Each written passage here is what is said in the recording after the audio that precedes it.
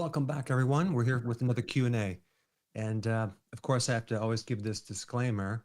Anything that I say can't be construed as being medical care or a replacement for your current therapies. So you have to check with the doctor with any type of medical things because pretty much um, according to the law, they're the gatekeepers of your body. So anyway, that being said, let's jump right in. Absolutely. Good morning, everyone. And we've got a great lineup in the green room, and we're excited to talk to them. Always terrific questions from Dr. Berg, which the audience astutely answers. And then, of course, tons of questions from social media. And we do not, gauge anyone more important than the other. We love everyone, so we try to kind of stagger it, make sure everyone's getting some attention. So why don't we start off with social media. This morning, Jane from YouTube, could you please discuss the cause and treatment of PBC disease, primary biliary cirrhosis, if I said that right? Yeah, and of course, this is just my opinion from a natural nutritional standpoint.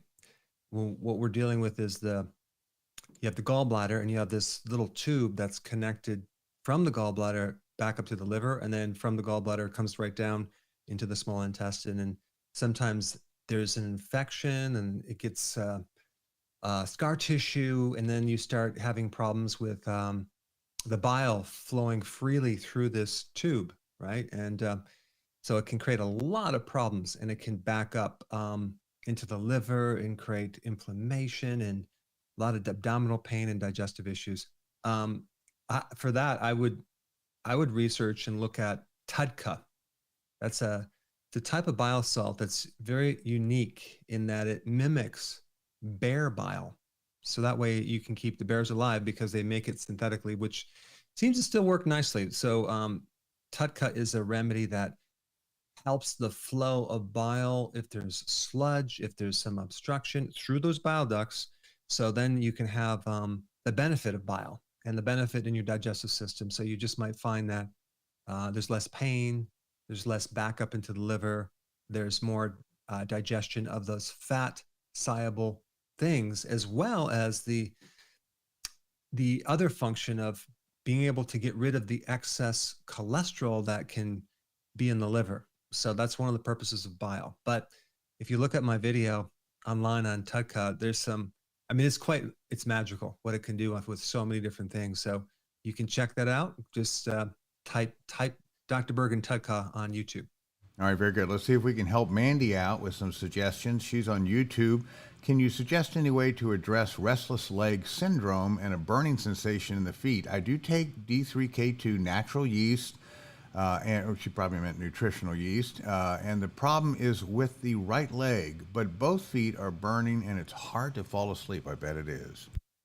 Yeah, that condition sounds to me like something like peripheral neuropathy. So hopefully you're taking benfotiamine, okay? That's for peripheral neuropathy. And it usually comes with alpha lipoic acid together. Those are two wonderful things for the nerves. I don't know what your diet looks like, but I hope you get on keto and intermittent fasting because that would ultimately correct it. I used to have that problem, restless leg syndrome. I mean, I would get up in the middle of the night and just my legs would just wake me up.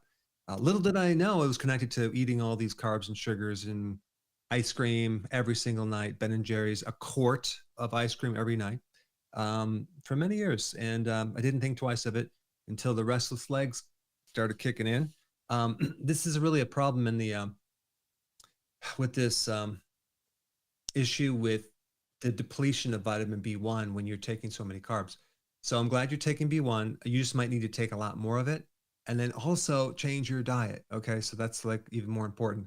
On a rare occasion, it could be coming from an imbalance with magnesium and calcium. So, but first try the low-hanging fruit, which is the changing of the diet and then adding that benfotiamine. All right, very good. Wealth, as they call themselves on YouTube. I'm on healthy keto and wonder if it's okay to eat chicken, an omelet, salad, vitamin E complex, and drink your electrolyte formula all in one meal, or is it too much? I guess OMAD is his thing. No, I think it's totally fine. That's totally fine. I don't see any problem with that at all. Very good. Keep it up. I'm sure you're going to get healthier every day. Alina from YouTube, are there any natural solutions to addressing depression? What are your thoughts on that? That is a terrible plague among us. You might want to research and try um, higher amounts of vitamin D3, like 30 or even 40 or even 50,000 IUs, and just take it all at once, and then wait like 3 days, 4 days, and then take it again. And that can help you, because think about during the winter months, people tend to get the blues, right? Why? Because they don't get much sun, and that's the vitamin D aspect, right? And also be out in the sun as much as you can in nature helps um, a lowered state of emotion as well. So we have that. And then of course, that's from a nutritional angle, vitamin D.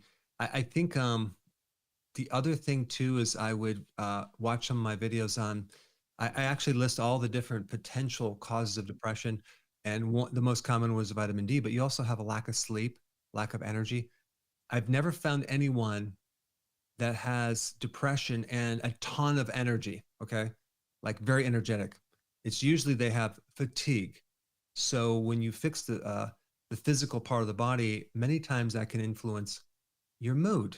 Another thing I would do is work on your probiotics, like add more probiotics, change your diet, get on less carbs, and then see if that doesn't help your mood. All right, very good. Well, someone's in a good mood in London. Her name is Margaret, and she's one of our first contestants, if you will. And Margaret, if you will unmute yourself, I'm going to do the same thing, and you are on with It was supposed to bring her on. Ta-da, drum roll, there she is. Margaret, go ahead with your one question, please. Go ahead, Margaret. Yes, good to see you, Dr. Berg. Nice seeing you. Yes, I just want to thank you for all you do, and you sort of saved my life. I was diabetic, on insulin, on metformin.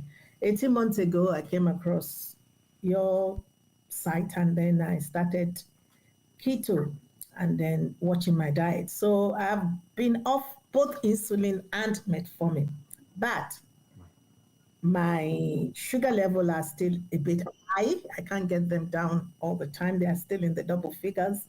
Sometimes they go down, sometimes they don't. And recently the doctor said my LDL is 10.3 and they are concerned. So I just wanted to know, I know you've been telling us what we can do. What can I take to reduce both to help me with my double figures in the sugar as well as my cholesterol? So this is just my opinion, okay? So I just want to give you my 2 cents on that. When you're a diabetic, and even you have this this insulin resistance that's sitting in the background, that and this is why metformin addresses the insulin resistance, in which actually helps the cells become more sensitive to insulin, so you can then have the insulin work a little bit better on lowering the blood sugars. Right now, the fact that your blood sugars are not lowered tells me that either those receptors still need some more work, okay, or there's something else going on, especially if you're not on a high carb diet and you went on low carb and your sugars are high. It doesn't make sense, does it? Well, there's something else that contributes to this that I want to share, and I did a video on it, and it has to do with your liver making sugar. Okay, your liver is making sugar out of other things, not carbohydrates, like proteins and fats. Your liver can make sugar, and this happens after you get someone on keto and they're diabetic. They do much better, but then they might have either the dawn phenomena, they wake up with the blood sugars higher, or you just have a harder time taking this residual sugar. So this is a liver issue, and it's going to take some time, but there's things you can do to speed it up. All right. Don't change what you're doing. Just be really strict with what you're doing. But if you add berberine, okay, that will help. If you also add apple cider vinegar, that will help. If you add cinnamon, that will help. And there's many other herbs like ginseng and turmeric that you can add that will support the liver. I would do that and then keep reevaluating, and you should, in theory, see it starting to come down normally as that insulin resistant issue goes away and your liver starts to heal. I will mention that even though the liver is the toughest organ in the body, sometimes it does take up to 3 years to fully heal a damaged liver. So give it more time. And this is why we call you a patient. In fact, you have to have patience, right? In fact, this is when you go to the doctor's office, they have waiting rooms so you can have patience and wait. And I'm just being very sarcastic. But All right. Well, thank you so much, Margaret. Thank you, doctor. That's great. And we'd love to hear back from you after Yeah. a period of time and hope that everything resolves wonderfully for you. It sounds like you're on the right track. Okay, let's go back to social media. Let's see, Jess from YouTube, will a plant-based diet help reduce fibroids? I don't know. I'm not against a plant-based diet. I just think that it's more difficult to do keto because of how you're going to get your protein, and you have the B12, and you have the bioactive forms of zinc and iron, and the active form of vitamin A, retinol. You have all the precursors there, but then where are you going to get these active forms? You can do it, but it's just more difficult. So it really depends on what you eat. What I would do is I watch my videos on how to do a vegan style keto. And you may have to add more nutrition into this mix, but that's what I would recommend. All right, very good. And I recommend that it's time for our first quiz question. There it is, Dr. Berg. Okay. All right. Dieting is one of the biggest things that directly causes rebound weight gain. I guess this would be a true or false, right, Steve? Oh, I guess it is, and I'm afraid that must be my fault in not doing it. So that's true or false. Does that happen or not? And let me just, if there's any confusion, true or false, dieting is one of the biggest. Let me ask it again. Great. True or false? Dieting is one of the biggest things that directly causes a rebound weight gain. Okay. Is that true or false? True or false, folks. All right, let's go back to social media as we wait for that. Improving One, these names. The person's name is Improving One from YouTube.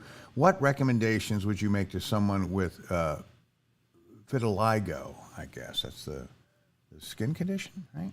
That's a situation where your skin, you have this like almost like a bleaching effect. You have these white spots through the body because of lack of melanin. And so that usually is triggered by some type of stress response. Cortisol is involved because sometimes people with a condition called Addison's has vitiligo. It's usually a stress situation. So what I would do if I were you, most of the research that I found on this topic relates to research on vitamin D, higher levels in vitiligo, which addresses, or at least addresses in a significant way, autoimmune problems, which that could also be connected. So look at vitamin A. You may find a nice solution with that. So test the waters. And I'm really sorry that your parents named you that name. It must have been terrible going through school, having you being called, what was that, Steve? Let's see. It was Improving One. And what if he didn't improve? Yeah, Then where'd that leave One. him? I don't know. If your last name is One, I wouldn't have called your first name Improving. I know. And their second child, Improving Two, is doing very well. So Okay, let's good. see. And speaking of people from everywhere, we just heard from London, from Margaret, but there's also a lot of folks listening today from the UK, the rest of the UK, Canada, Mexico, India, Jordan, South Africa, Sweden, Oman, Turkey, Finland, Poland, Eritrea, Yugoslavia, Zambia, Uganda, Iran, Kurdistan, the Virgin Islands, Argentina, Egypt, Spain, Kashmir, Hong Kong, Belgium, Australia, Nigeria, Israel, Norway, Bermuda, Iran, Japan, Pakistan, Trinidad and Tobago, Iran, Peru, Albania, Switzerland, France, Tanzania, Brunei. Hold on, my little screen just flipped up. Let me grab that thing there. And let's see, Iran, Japan, Pakistan, Ireland, Peru, Albania, Switzerland, France, Tanzania, Brunei. Now I'm caught up. Croatia, Russia, Portugal, Moldavia, Scotland, Denmark, the Netherlands, Nigeria, Chile, Armenia, Taiwan, Bahrain, Kurdistan, Thailand, Jamaica, Nepal, United Arab Emirates, Bulgaria, Bangladesh, Germany, and all across these United States of America. So thanks everybody so much for tuning into the show. And thanks everybody so much for answering the question. Now, again, as a point of confusion, this is not a question, it's a true false. True false dieting is one of the biggest things that can directly cause weight gain. And the audience said 98% of our respondents say it's true and 2% say it's false. It's true. I mean, when I did surveys in my practice, when I was practicing, I would ask people all the time, well, when did you notice you start having a problem with your weight and losing the weight? And then you find out, well, they tried many times. It's almost like the more times they dieted, the harder it is to lose the weight. And that's mainly because of the body's adaptation to that lower calories, especially. I mean, I guess definitely back in the 70s and the 80s, low calorie diets were even more popular than they are now. But you start lowering your calories, and you might actually start gaining weight after you get a little bit older. So let's say you're in your 20s, and all of a sudden now you try to diet when you're 30s or 40s or 50s. Wow, that's going to be a challenge. Interesting. Okay, so, Maria, I'm sorry, Doc, stepped all over you there. I was going to say that solution to that would be to not necessarily go on a diet, but just a longer lifestyle change. And I don't even honestly consider healthy version of keto as a diet or intermittent fasting, because that could be something that is just a natural, healthy way of eating. You're just not eating all these extra refined carbs, and you're eating healthily. I mean, to me, that's like normal. That should be your normal diet. So I don't know. That's just my opinion. All right. Well, that's valued around the world. Maria from Facebook, I've heard that a lot of opinions, speaking of which, that coffee is not good for you. What's your opinion on coffee not being good for you? I know. Oh, well. Coffee not good for you? Well, I think it's the abuse of coffee. Some people are sensitive. Genetically, there's a certain gene that helps you get rid of caffeine in coffee. And some people just can't get rid of caffeine, and so they drink coffee. They don't feel good. They don't sleep good. Other people can drink more coffee. Coffee does deplete vitamins like vitamin B1 for sure. But personally, unfortunately, it's very addicting. And I will say I'm addicted to coffee, but I only do one. So it's like one small little cup, which is very tiny. I've done videos on it. So if you would ask me, should I start drinking coffee? Is it going to give me health benefits? I would say, no, don't start. Don't even start. I think it's better if you don't drink coffee. I don't think it's a major contributor to problems with your bodies, but it's just something that 80% of the population drinks coffee, and I just wouldn't drink excessive amounts. That's my 2 cents on it. And if you do drink, I would drink organic coffee because of all the pesticides. Interesting. For what it's worth, I cold brew my coffee. It's actually brewed in the refrigerator, heavy cream, according to Dr. Berg's okay. And I just love it. And I am a little addicted, but I have slowed down. I only have 2 of those jugs a day. So I guess we could call that improvement. All right. Now, let's see. James from YouTube. I just got back from Italy, which Dr. Berg loves, after eating everything in sight. What is your suggestion for getting back onto OMAD and I guess maybe keto? Well, stay away from Italy. Stay away from all that good food, and then you'll be okay. So that way you don't have access to it, because it's dangerous. No, I'm just kidding. No, it's you could actually do it. You could do the keto version, but it's you have to. There's certain keto doctors now that are really going after it in Italy and helping people have alternative type things to the pasta and the pizza and things like that. But the point is that I will say there's a much higher quality food in Italy and France and other parts of Europe for sure than America. And they, more than America, they stick with the cultural foods. Well, we don't really have a culture food in America, but I think the way to get back on track is to start with intermittent fasting, and rip the Band-Aid and jump right in. Don't do it gradually. And then within probably a day or two, you'll start doing better. In fact, I even did a video on it. You can watch it because I go through a lot more information. Okay, well, in the South, we do have some traditional foods. We have possum pie, and then you can get some roadkill as a side. Put some sausage gravy on top of it, and there you go. That's true. That's true. That's Yeah, true. You have a good point there, you Steve. have developed some habits over here. Okay, now the second question of the day has been properly formatted, and there it is. Okay. True or false? There's no such thing as a slow metabolism. It's really a highly efficient metabolism. All right, audience, climb onto that.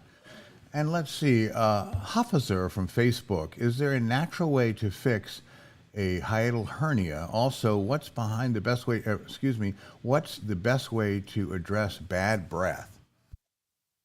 Boy, you get slipped in there 2 questions, right? Oh, yeah. Well, I think the hiatal hernia originally came from a weakness within some of the supporting connective tissue around in your abdomen. And so in that case, there's a couple things, right? A couple things that I would look at. I would check your vitamin C, because vitamin C deficiency can affect collagen support and strength of collagen itself, and the fascia. And then also check the acid in the stomach, because many people with hiatal hernia have a low stomach acid, and they can't break down the amino acids, so you don't get the benefit of the complete amino acids into the tissues. So taking betaine hydrochloride, maybe 5 or 6 before you eat, might just help you with that. In the meantime, there's some great stretch type, acupressure type treatments you can do for hiatal hernia, and I did videos on that. But you have to type in Dr. Berg hiatal hernia for many of the topics that you want to research, because unfortunately, they're ranking now more medical sites than alternative sites. The other point I was going to bring up, you said bad breath. That could come from usually an overgrowth of the wrong bacteria in your mouth, because maybe you took an antibiotic, or maybe you're eating foods that are disrupting your flora. Wheatgrass juice powder can provide some really good chlorophyll to help cleanse your body, and that seems to help for any type of like bad odorous type stuff in your gut that can come up, or in your mouth. Chlorophyll from the wheatgrass juice powder. And then start taking things like sauerkraut, probiotics, kimchi, and even a probiotic to start to change the ratio of good bacteria to bad bacteria, because usually it's a imbalance that's creating this bad breath. All right, very good. And by the way, for those of you in the conundrum of trying to search for Dr. Berg's video, we would urge you to download his free app on Android or on Apple products, and that way you'll be able to do some very efficient research, because they are properly labeled and so on. There's a lot of other good resources on that app as well. Okay, let's see. Why don't we go back to the green room again, and this time, why don't we bring in Anita? She's been smiling through the whole time, very excited, I think, to be on, very cheerful person. Let's see if it's true, and she's put under the pressure of being on the air. Anita, unmute yourself, and you're on with Dr. Berg. Hello, Dr. Berg. My family and I are great fans. Awesome. Wonderful. So I have a question. It's in regards to my daughter. So my daughter's been suffering from severe headaches for a few months now, and now she's got pain in the face, starting on the forehead, sinus area, and jaws. She had an MRI done a few months ago, and the diagnosis was something on the pituitary gland, on or in the pituitary gland, either a pituitary adenoma or a Radke-Cliff syndrome. So after we found out, we were doing the intermittent fasting. So my question is, would the intermittent fasting or getting your body to a state of autophagy has a positive effect on this?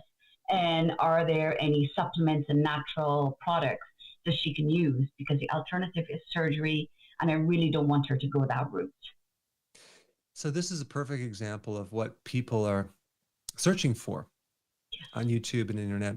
And unfortunately, that to try to find that information, it's more and more difficult because it just conflicts with the mainstream medicine. But how old is your child?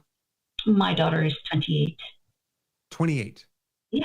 Okay, I was thinking maybe like 3 or 4 years No, old. So, all right, we're dealing no. with 28 years old. Okay, so um, the first thing I would do is get back to the basic eating and on all these conditions and make sure she's doing not just some intermittent fasting, but keto, and just see what happens with that. I would highly recommend um, you also watch all my videos on Yes. headaches, even though there's a tumor on the pituitary, even know that, many, many times that can be asymptomatic and not even causing that headache, right? It could be some of the other factors. I'll give you just some random ideas on that. A lot of headaches come from digestive problems. They come from fluorescent lights, a lack of sodium, something going on with your liver. I mean, there's a whole long list. But I would, if now that you narrowed it down, um, if you put her on a product, it's called pituitrophin PMG from Standard Process, pituitrophin PMG, and she just took like one before bed. That may support this issue, and I'm not making any claims or guarantees, but it's just something that supports. It's something very specific and tailor-made to the pituitary gland. So anytime there's a problem with that gland, this kind of just gives the body what it needs to help support it much better.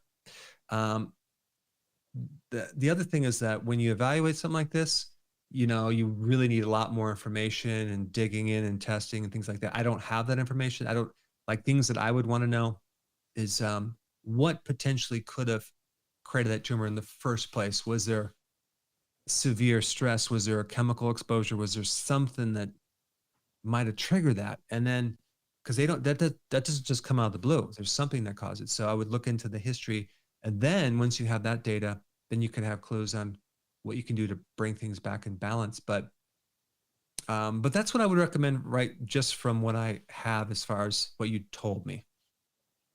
So what is it? Pituitary trotum? How do you spell that? Sorry. Pituitrophin. I knew you were going to ask me that. PITU. I think it's TR. Pituitrophin. Pituitrophin. I am terrible at spelling, but let me just see here. Okay. I bet you. Okay, I think it's PITUITARY, or and then trophin, TROFY, and then PMG, and that's by Standard Process. Okay. That was my hack job at spelling that, but you should be able to find it online. It's not a prescription, and you just want to take one before bed. And I use that I've used it in practice for a lot of issues with pituitary imbalances. Like I remember even children that were not growing very well, like their growth is stunted, and you put them on that and they just shoot right up. I mean, it's just crazy. So, and also for older people that have loss of, let's say, muscle mass, and they don't have enough growth hormone to replace that, pituitrophin is good for that as well. So anyway, it has a lot of applications. All right. So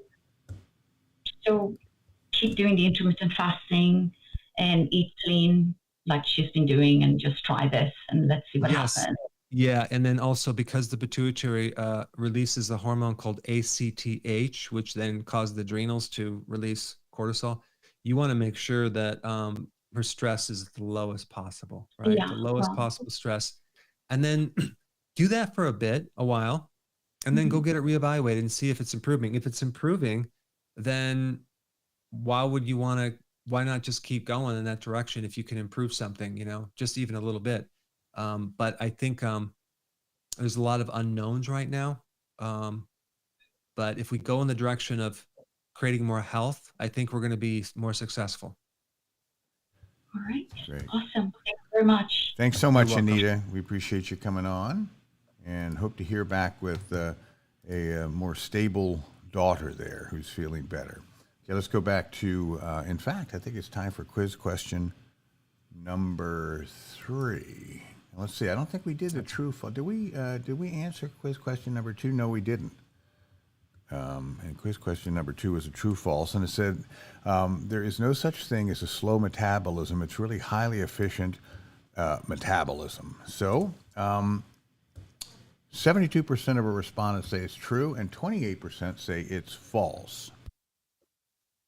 It's totally true. This is really interesting. I mean, when you think you have a slow metabolism, it's not true. It's actually your body is adapted to years of dieting in the past, and then the body becomes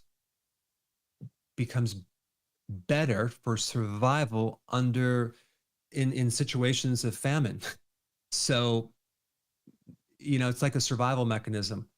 If we were in the caveman times where, we're just trying to hunt for food, only those who were very overweight would survive because their system is very efficient, versus a fast metabolism. You burn up all your fat and then you die.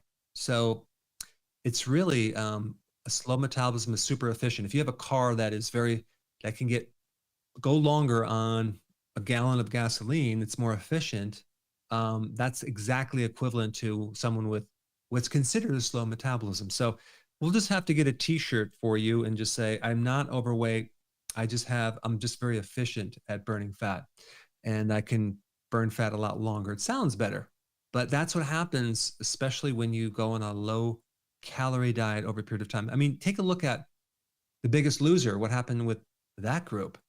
Not only did they gain all the weight back, but they gain a lot more. And now it makes it even harder to lose weight.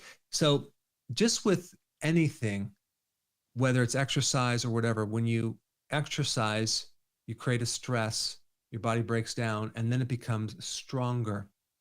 When you diet and you lose weight and you restrict calories, your body becomes more efficient at burning fat. So how do we solve that problem?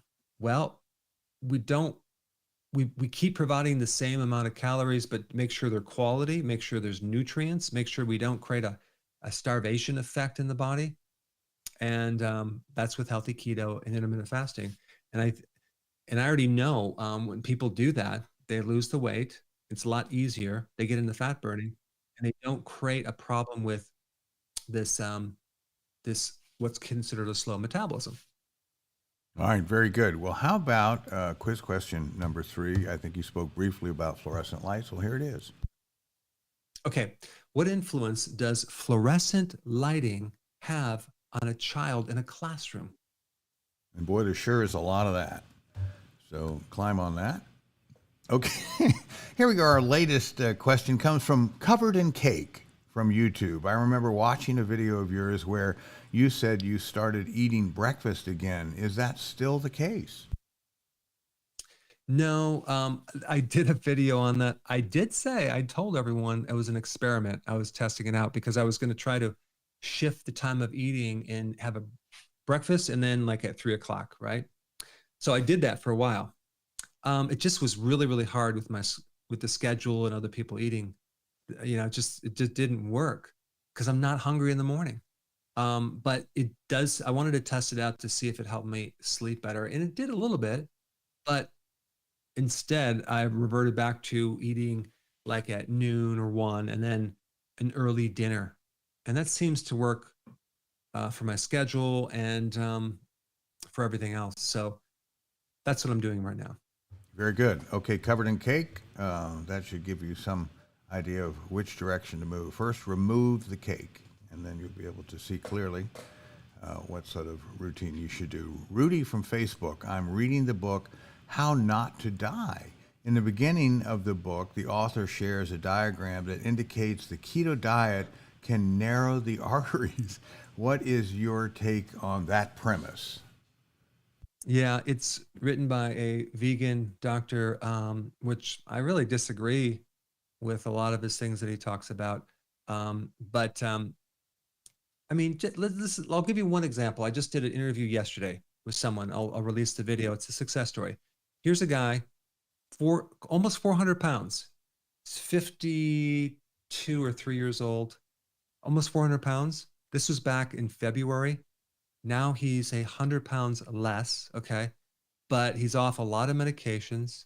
he's doing fantastic. And we have close to, if I'm not mistaken, 8,000 success stories of people, not just with losing weight, but taking less meds, improvement with blood pressure, improving with cardiovascular function, based on, you might say, well, that's not real research, but then you think all these people are making it up. I mean, it's um, to say that keto is not healthy. It really depends on the definition of your version of keto too, because I always recommend the healthy version. In fact, the diet that I recommend probably includes more plant-based things than some of the vegans that I know, because you're doing big salads and vegetables, things like that. But you're also having a moderate amount of high quality protein. Um, why would that cause any problems with thinning of the arteries, or thickening of the arteries, or whatever he's talking about? I think you're reducing inflammation when you're reducing these higher levels of refined carbs, and that inflammation comes down in the arteries as well. So um, just because someone says it doesn't make it true. You have to look at both sides and look at the whole picture. Well, it certainly does. And, my doctor, my physician who I go to, now suddenly aspirin, which has been the miracle drug according to traditional medical science, is not anymore. It won't help your heart. Eliquis is the only way forward. But I mean, and the problem is, and who knows if that's true or not, could be. But, for years, people have been, relying on the advice of medical doctors who said aspirin is the miracle drug, and now it's not. So, it's very difficult to follow traditional, medical science, because the rules change constantly. It's a constantly moving ball. So it's very frustrating in that regard. But anyway, so, aspirin is now degraded. All right, let's see if we have some answers. We certainly do. And the last question asked, what influence does fluorescent lighting have on a child in the classroom? And besides illuminating their books, 55% of our respondents says it depletes vitamin D. Interesting. 25% say it creates mental fatigue. And the final 20% say it affects serotonin levels. Oh, I'm sorry, sir. I didn't mean to put you up. Forgive me. We'll get to you next just for that. Every one of those answers are correct. But I'm doing a video on this. I'm releasing the video, releasing it soon, but I found some really interesting research on how it affects your ability to learn. And, yes, it causes fatigue and eye strain, but it affects the cognitive function to the point where you don't concentrate as well, and you're fidgety and you're restless. I mean, this is incredible, just by having a certain light in the classroom, fluorescent lights. You want incandescent lights. You want, also, they need to get more sunlight. But, we're talking about, getting off like artificial foods and artificial flavorings and artificial colorings and all that. But what about artificial lights? Especially if someone has any type of autism, they should definitely change the lighting around them. I mean, how many of you sit in an office for more than 8 hours with bad lighting, or lighting is very, very important. So invest in, at least in a full spectrum light, incandescent light. And then as the day gets longer and it starts to become, let's say, dark out, you should probably start dimming the lights wherever you are and start slowly bringing the light down. And that way you'll find that you're going to sleep better, because especially the fluorescent lights can affect your ability to sleep, because they inhibit melatonin. But a candle, by the way, only inhibits melatonin by like 2%. Incandescent lights limit melatonin by 40%. So you could improve your sleeping just by changing the light source and the intensity of that light, which is interesting. Very good. All right. Well, listen, we gave you an exciting preview of Lucas from Texas, but just before that, bringing him on, we're going to go ahead and launch the next question. There it is, Dr. Berg. Okay. What are the best 2 antidotes to sleeping in a closed room with higher amounts of CO2 levels? Because, when you're in the room, let's say there's not a lot of ventilation, you could just build up the CO2, and because maybe you're using up all the oxygen in that room, right? So what are the two antidotes to that to fix that problem? All right, very good. And Lucas, finally, you're on with a purpose. There you go. And your one question, please, for Dr. Berg in 30 seconds. You're getting some coaching there, Hi, aren't Dr. you? Berg. Hi, good morning. So I started keto in 2019. I've had a lot of success with it, and also with the intermittent fasting. I went from 300 to one point I was 150. Right now I'm steady about 190, and so yeah, I'm sticking with it. I'm even getting others on it. Yay! I'm about to turn. Yeah, thank you. I'm about to turn 30. I've kind of hit some issues. I've been not very tolerating the cold. It's led to me kind of fainting. I've had some public talks where I have to stand up and do like a 15-minute talk in front of people, and I fainted on stage. It's real embarrassing, and it's just been a struggle. I've very lethargic, not a lot of energy. Can't really exercise as much as I used to. So we're thinking that maybe it's a thyroid problem. And so I just wanted to get some advice on that. I'm still doing keto and IF, sometimes OMAD, sometimes prolonged fasting as well. So that's a really great question, because I do remember 2 years ago when I turned 30, I didn't have a similar thing, but I do understand that change of a new decade. But here's the thing that comes right to mind, and I would start taking higher amounts of vitamin B1, natural vitamin B1, because that supports something called the autonomic nervous system. And that's, you have the sympathetic and parasympathetic. They both work together to maintain equilibrium and homeostasis. So there's a very severe version of what you told me called POTS. And that's a situation where you can't even stand up. You just like collapse or faint. You're better off lying on the bed or something like that. That is a problem with the autonomic nervous system, which you have that, it's part of your adrenal glands and other places, and any type of stress can trigger it. But I would take B1. That supports the autonomic nervous system. And fortunately for you, there's another great solution. I need about maybe 3 to 4 weeks before I release it, but I found a company that has very inexpensive devices that you can get. That's a technology to measure the autonomic nervous system, both sides, sympathetic and parasympathetic. It gives you all sorts of data about the vagus nerve, and it gives you information about biofeedback on what you're doing. So now you can do your own science on and testing on various things to see what improves it, and kind of look inside the body to measure things and see if what you are doing improves certain things, and understand what's happening internally. It's a great test. It uses what's called heart rate variability technology, which I'm going to explain in future videos. So stay tuned for that, because I think that would be a great tool for you. Okay, I'll have to look into it.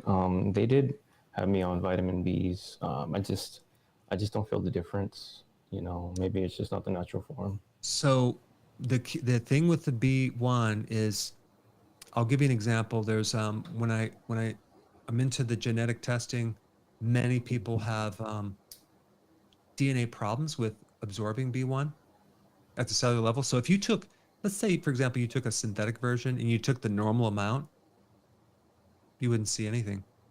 So you might have that situation when you need a lot more of that. So I would take high amounts of vitamin B1 and give it more time. Now, that's not the only thing that you can do as well.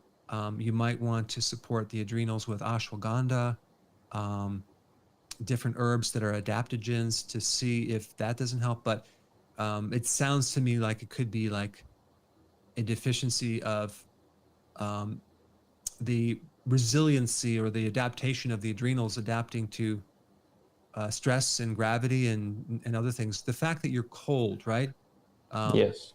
Tells me that your body's tolerance is lowered. You can't tolerate as well. So now I'm thinking, okay, yeah, that's definitely autonomic nervous system is something in that area. And so I mean, even the remedy for that would be like higher levels of B1, but then support the adrenals over time. That's the area that I would dive into and look more into more than anything else. Sure. Thank you so much. You're welcome. Well, that's great. Well, listen, you just spoke in front of thousands of people, Lucas, without fainting. So I'm going to call that signs of improvement. That's absolutely fantastic. Well, you know, Steve, when someone does get on keto, FYI, the demand for B1 goes up.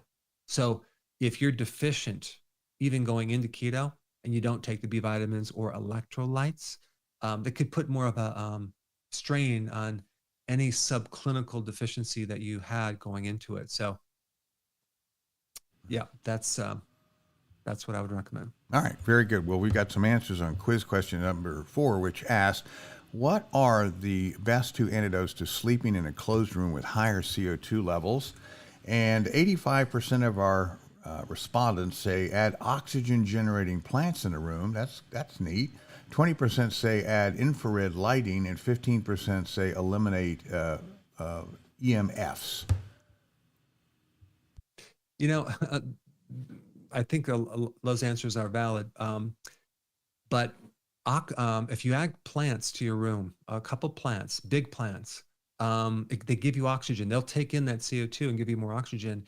But it is true that like when you sleep in a closed room, the circulation, sometimes you don't necessarily have the same oxygen levels and CO2 levels as you would if you're outside.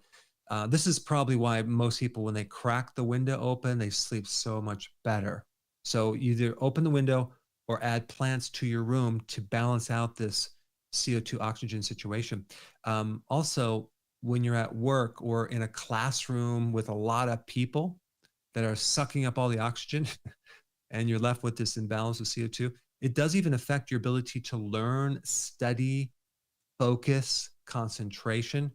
So this is another video that I'm going to do to show the effects of this imbalance with a bit too much CO2. And of course, I won't mention anything else about other sources of how you would develop too much CO2. But I'm sure you can read between the lines. All right, very good. Okay, thanks, audience. Let's see, back for more of our social media. Let's see, healthy reviews. Good grief. Okay, so this person's going by Healthy Reviews Plus from YouTube. What is your opinion on consuming nightshade plants? You know, for some people they're a problem, but you know, I haven't seen a big problem with people with nightshades. I mean, it's things I used to look at and get people off nightshades, and I didn't see that was the big culprit to a lot of problems. And nightshades are talking about like eggplant, you know, also like tobacco leaves. Don't eat tobacco leaves, right? Or tomatoes. Right now, tomatoes are in season. They're nightshade. I'm consuming so many tomatoes because I can't even keep up with my garden. That, I mean, it's crazy, and I love them because this season comes and goes, and then you can't get these tomatoes. So we're canning them and dehydrating and freeze drying them. But there's nothing better than a really good tomato from your own garden. But it's something you want to test out. I mean, if you have arthritis and just avoid them and see if you feel better, then you would want to avoid them. But, you know, of course, potatoes are not on the keto list anyway, but I think I have mixed feelings on these nightshades. All right, very good. By the way, Terry wanted to remind, this takes us way back, that these are not names, they're handles. Like back when we all had CB radios, or the truckers do, and they go, come on, Orange Blossom, bring it back. So I get that, Terry, but those are days long ago. Anyway, so I understand that's probably not their birth name, but anyway, they're funny. So why don't we kick out with the last question, and then we're going to go to the last nice person, Lena, on the air. So there you go, Dr. Berg.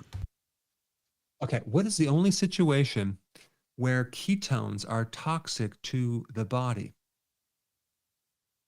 All right, audience, dig on that as you always do. And Lena, make sure you're unmuted and you are on with Dr. Berg. Hi, Dr. Berg. Thank you so much for your educational videos. So much appreciated. I have a question on intermittent fasting. I've been on a 16-hour intermittent fasting 6 days a week for 2 years now, and I'm trying to prolong a fasting at least once a month to help with my insulin. But I'm having some problems. Usually by the 40th hour, I'm completely wiped out.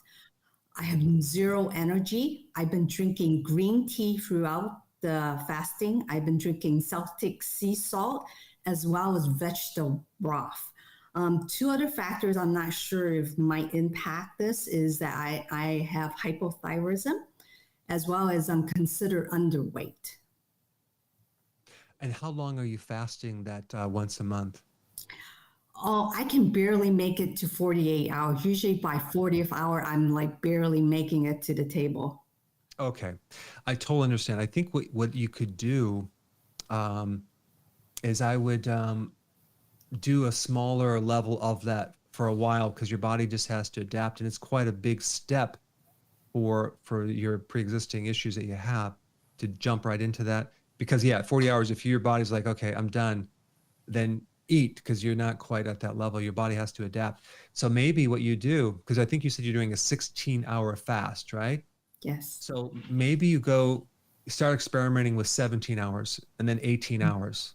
And I like 18 hours as a fast best because that's pretty routine. You can do that. And then do that for a while. I will guarantee if you fast for 18 hours, you'll definitely fast a lot longer when you do the prolonged fast. And then the other thing is that maybe you also try an 18-hour fast and then you go to OMAD maybe once a week. So you're not going crazy. You're just going like 23 hours of fasting. So you go 18 and 23, and then do that for a while until your body gets comfortable with that. And I think then you'll be able to go longer and longer. So it's one of those things that it's just like if you're going to the gym and you lift too much weight, you won't be able to do it, or you're just not used to it. So you have to get your body to adapt and become stronger to be able to tolerate going for longer periods of time. What's happening at the cellular level is the mitochondria is not converting energy from your fat like you should. And maybe you're right, you don't have a lot of extra fat, but still, even a thin person has enough fat, I mean, to last a good long time without food. So that's what I would do. And then also make sure that your nutrients are right. Like you're taking the B vitamins, electrolytes, and trace minerals and omega-3 fatty acids and vitamin C. Just make sure you get those squared away. And I think, yeah, that's what I would recommend. Thank you so much. You're welcome. Okay, good luck with that, Lena. You know, you hear these stories about the folks on life rafts that are 100 days or a year and talking about metabolism and fat levels. It's a miracle that they come back alive, you know, gnawing on jellyfish every week or something. So what a miracle the human body really is. So let's see. Yeah. The final question of the day, a terrific one, asked, what is the only situation where ketones are toxic to the body? And 100% of our respondents say ketones are detrimental when they are caused by ketoacidosis or type 1 diabetes. So you got 100% correct. This is a Yay. ketoacidosis situation, a type 1 diabetes. So how common is this? It's not very common. So in other words, if you're not a type 1 diabetic, okay, and even if you are, you just take your insulin, you're going to be fine. But they're talking about if you are type 1 and you forget to take your insulin. Okay, that's where the problem is. You wouldn't necessarily want to go on keto in that situation. But what about if you don't have diabetes type 1? Okay, I mean, even if you had type 2 and you go on low carb and you start getting into ketosis, is that going to be toxic? Are those ketones toxic? No, because there's no way, it's impossible to generate that many ketones to the point where your body becomes too acid. It's not going to happen. It's impossible. So there's a therapeutic version of the ketogenic diet that is super healthy and normal.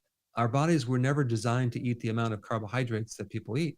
And so when you type this, are ketones dangerous on YouTube or Google, you are going to get pages and pages. Oh yeah, it's toxic because if you're going to have ketoacidosis, scare people and discourage them from trying it, when this is completely false and misinformation, even though it's very high in Google, unfortunately. So anyway, you have to understand these basics before you accept it as truth, especially when you're getting into these questions on ketones. It's super healthy. It's non-toxic. It's actually very therapeutic. Too much glucose is toxic. I mean, that's why there's a term called glucotoxicity. I mean, just look that up. That'll be interesting. Yeah, if you want to feel rotten, keep chugging the sugar. Okay, so Dr. Berg, in the United States, we just love it. We can get stuff shipped to our door very easily. Is there any movement on our international efforts to get your great products to all those that wish to have them? Always, and I think if I'm not mistaken, we might even be in India right now. But yeah, we're making the products more available, and we're also keeping the quality the same. Okay, if not better for certain things, because one of the things about these ingredients, and we I have like 50 different vendors that supply ingredients for our products. So we've just about contacted every single one, and just doing a severe major deep dive into, I want to know everything about those ingredients to make sure that they're like the best quality. In fact, parallel to that, we're going to be growing our own ingredients in a greenhouse. So we're building that as well. So I think transparency is going to be really important because of all the different things that you can't find out about transparency, especially in the vitamin world. And you'd be shocked to find out where your products come from. Even like the electrolyte powders. I did a video on this. If you add a drop of iodine to your electrolyte powder and it turns dark purple, there's hidden sugar in there, usually in the form of maltodextrin, which is a carbohydrate, starch. And that's a good starch test. Just add that drop of iodine, and it's a legitimate test. And if you do that with our products, it won't turn purple. It stays yellow. So just another way to sell people cheaper ingredients, and at your expense. It's just not good. Okay, JJ from Facebook wants to know which supplement might help as they recover from shingles, horrible condition. Yeah, that's usually triggered by a lowered immune system, mostly by a stress event. And there's a couple natural things you could take that are forms of zinc. So zinc is a really good one to take when you have shingles. It puts that virus back in remission, because that's the thing about shingles. It was a chickenpox virus that goes dormant into your nervous system, and it just hides out and waits until you get older and you get sick and you get stressed, and it comes out and it kicks your butt. So as long as you don't get older, stressed, or have any body problems, you're totally fine. But in the meantime, what you can do is you can stay healthy, keep the stress low, take your zinc and even vitamin D, and keep that darn thing in remission so it doesn't become a problem. But vitamin D is very, very important as well in shingles. Well, I was on a boat trip when I lived in Southern California, and one of the gentlemen that came on board had an attack of shingles. And it was a fairly small boat, and I've never seen firsthand such suffering. I mean, it was really painful. Terrible. Awful. Okay, Gina from YouTube, I am on Coumadin. Should I be taking vitamin K2? Again, I can get in trouble if I answer that, but I would do the research on it. Vitamin K1 is the thing that you want to avoid on Coumadin, but check with your doc to see if you can also take vitamin K2. I mean, you'd want to get a product that doesn't have a blend of K1. But I will say this, there are medications out there that are blood thinners that are like Coumadin, but you can still take vitamin K or K1 and K2. I would try to find those, get on those. That might be a better approach. So that way you can have all your leafy greens. And on that note, I appreciate everyone's attention, wonderful comments. Stay tuned for some interesting videos, and I will see you next week, same time.